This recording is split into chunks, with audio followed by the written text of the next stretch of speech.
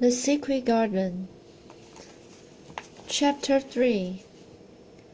Across the Moor. Mary slept for a long time. It was dark when she woke up. "Wake up!" cried Mrs. Medlock. "This is where we get out. Quickly! We've still got a long drive to the manor."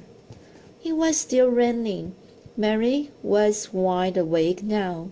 She wanted to see the strange place which Mrs. Medlock had told her about. "What is the moor?" she asked suddenly. "Look out of the window in 10 minutes. Look out of the window in 10 minutes' time, and you will see it," Mrs. Medlock answered. "We have to drive 5 miles across the moor, but you won't see much because it's a dark night."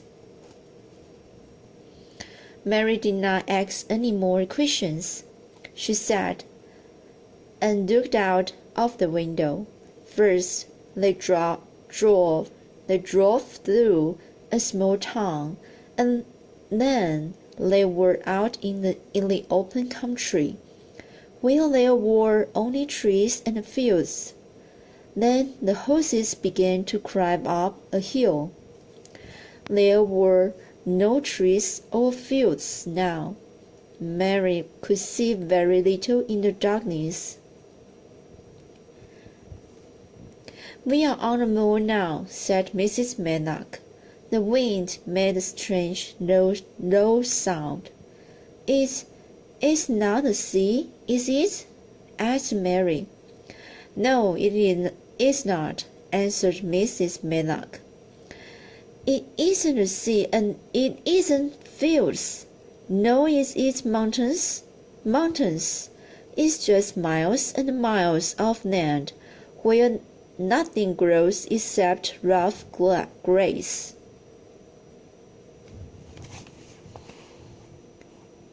"It sounds like the sea now," said Mary. "That's because of the wind," said Mrs. Medlock. It's a sad place, I think, but some people like it. It's very pretty in the spring when the flowers are out." On and on they drove through the darkness. The road went up and down, and Mary felt that the journey would never end. "I don't like it," she said. "I don't like it." At last they stopped in front of a long, low house. Mary could see only one light in the whole house. Inside, she found herself in a large, dark room. She looked very small in her black coat, and she felt very small too. Then Mrs. Medlock took her to her room. They walked for a long time. At last Mrs. Medlock said,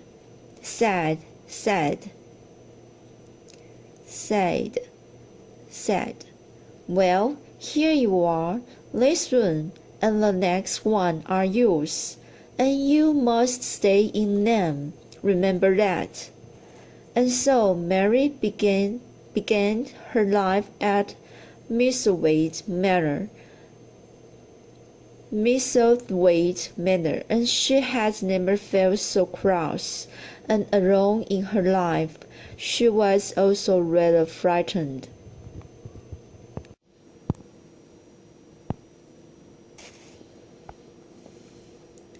Chapter 4. Martha. Mary woke up the next morning when one of her servants came into her room. Outside the window she could see miles and miles of land that looked like an endless red-blue sea. There were no trees. "What is that?" she asked the servant. "That's the moor," said the girl, and she smiled kindly. "Do you like it?" "No," said Mary. "I hate it." "That's because you don't know it," the servant girl answered. I love it. It's very beautiful in the spring and summer when the flowers are out.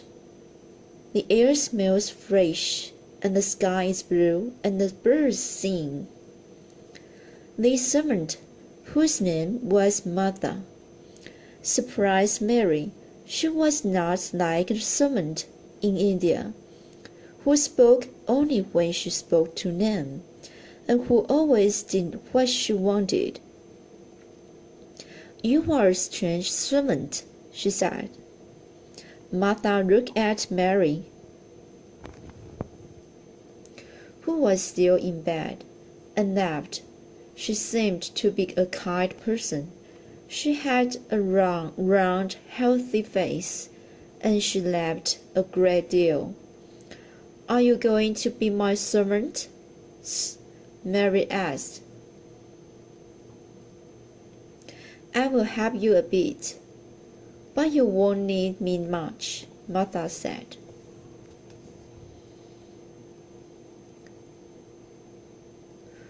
"Who's going to dress me?" Mary went on. Martha looked surprised. "Can you put your clothes on yourself?" she asked. "No," said Mary crossly. "I will never dress myself in my life." "Well," said Martha, "you must learn now." Mary was very angry now. She did not like this servant who would not help her. Instead,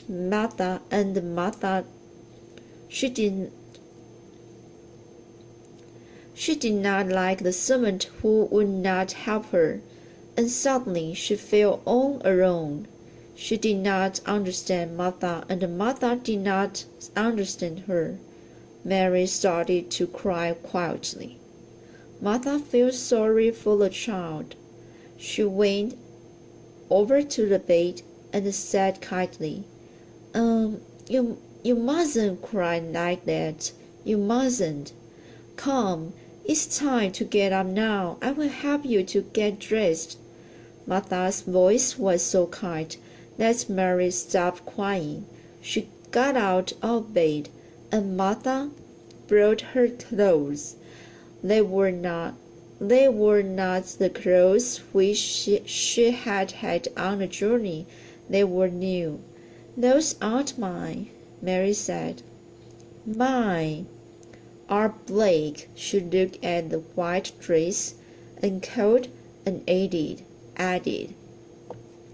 "Those are nicer than mine." Mrs. Craven doesn't want you to have black clothes," said Martha. "I hate black things," said Mary. While Mary put on her clothes, Martha talked about her family. There are 12 of us," she said, "and my father was very little money, so it's hard for my mother to find them food. But the children play on the moor, and the mother says that the fresh air makes them healthy, like the little wild horses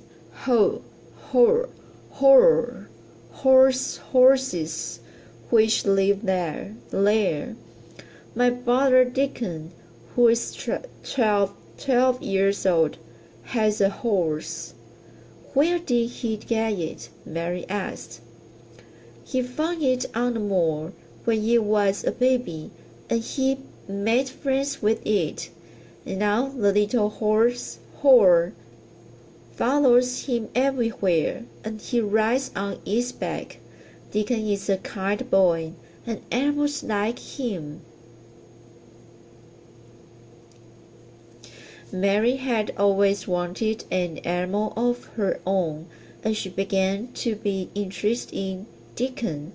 This was perhaps the first time she had ever been interested in anyone except herself. Then she and Martha went into the next room, where a meal was waiting. Mary had never been a hungry child, and she did not want to eat now. I don't want any food, she said. But it's very good, said Martha, who was surprised. If my brothers and sisters were here, there wouldn't be any food on that table in 5 minutes' time. Why? Asked Mary coldly. Because they are never had enough food in their lives. They are always hungry. I've never been hungry, so I don't know what it is like, Mary said. Well, said Martha, perhaps you ought to try it. Why don't you take the food to your family? Mary said. It's not mine, said Martha crossly. And I can't go home today. I have to work. I can only go home once a month. At last, Mary ate a little food.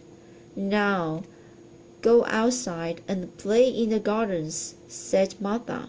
Perhaps you will want your food after you've been in the fresh air. Mary went to the window. It was winter, and it looked very cold outside. It's too cold, she said. Well, if you don't go outside, you will have to stay here, and there's nothing for you to do here, Martha answered. Mary looked around. It was true. Perhaps she would go outside and see the gardens. Who will go with me? She asked. No one, said Martha. You must learn to play alone. Deacon goes out onto the moor alone. When Mary heard about Deacon, she thought that she would go out into the gardens. Martha showed her the way. If you go round that way, she said, you will come to the gardens. She stopped and then she went on. One of the gardens is shut up. No one has been inside it for 10 years. Why? Asked Mary, interested again. Mrs. Craven shut it 10 years ago, when his wife died. He won't let anyone go into it. It was his wife's garden. He shut the door and hid the key. But I must go now. Mrs. Medlock wants me. So that's today, chapter 3 and chapter 4.